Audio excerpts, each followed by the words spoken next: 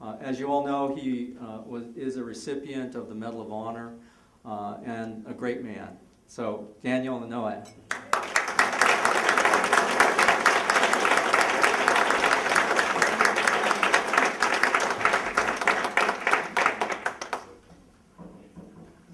Thank you very much. Aloha.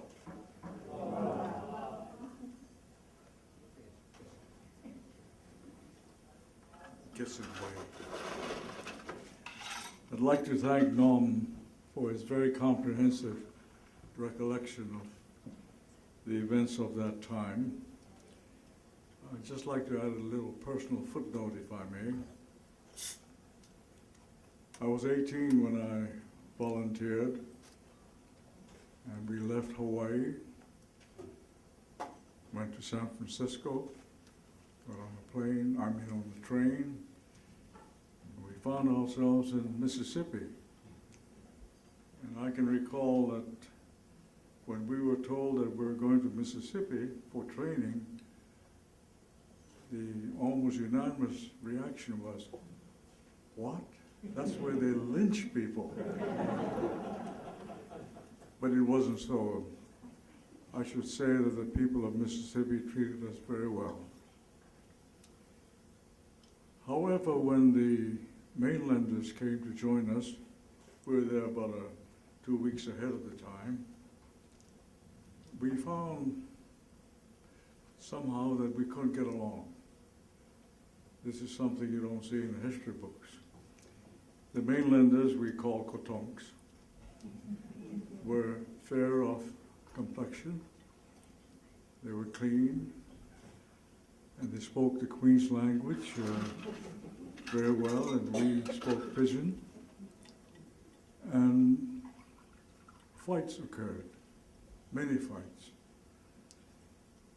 The leaders of the regiment were very much concerned, so they had discussion groups, social hours and such, but nothing worked. And this is something that very few people are aware of, but the senior leaders of the regiment seriously considered disbanding the 442. The rationale being, if they can't get together in training, how can we fight as a unit overseas? Well, some person, I can't tell who it was, he should receive some medal, suggested that Roa, Arkansas, and the other Jerome should send invitations to the regiment and invite them to visit Roa and Jerome. Now keep in mind that Hawaii is out in the ocean. It was in a war zone. Military censorship was in effect at that time, so we had no idea that there were internment camps. None whatsoever. We knew we were labeled as enemy aliens, but the people of Hawaii treated us well. And when we got there, we were fighting, and no one knew about this internment. I would ask my squad member, "Where are you from?" And he would say, "Los Angeles." "What do you do there?" "I do such and such."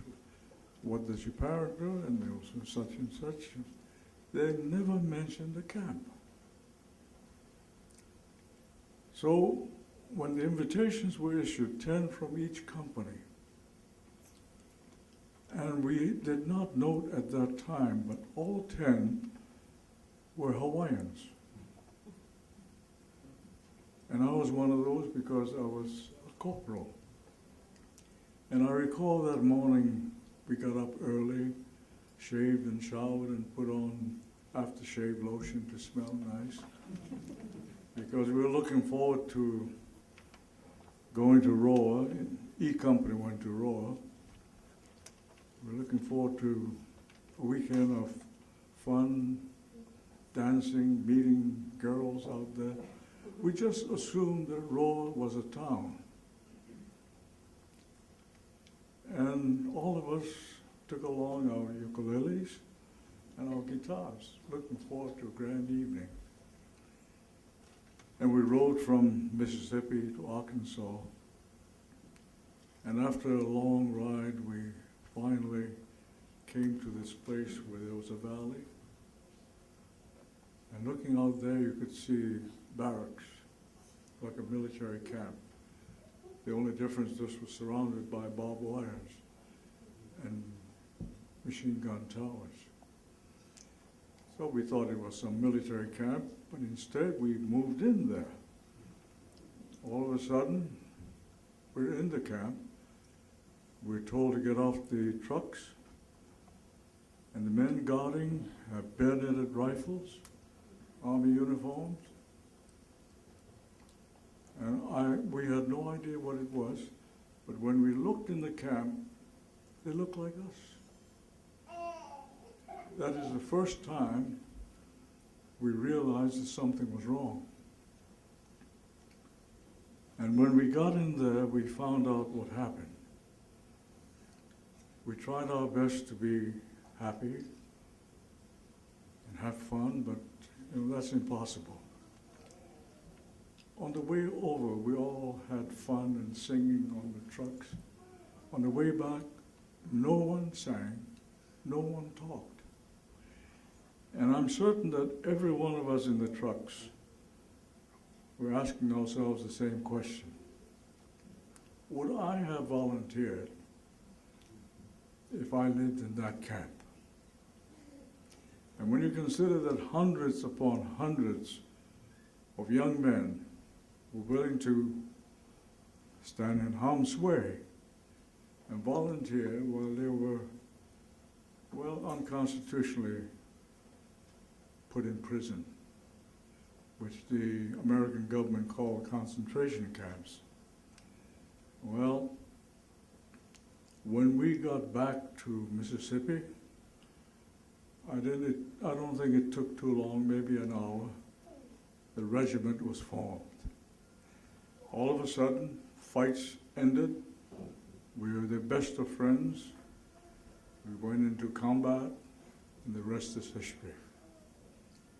Today, the Pentagon considers the 442 as the most decorated unit of its size in the history of the United States Army. It is also one with just about the highest casualties.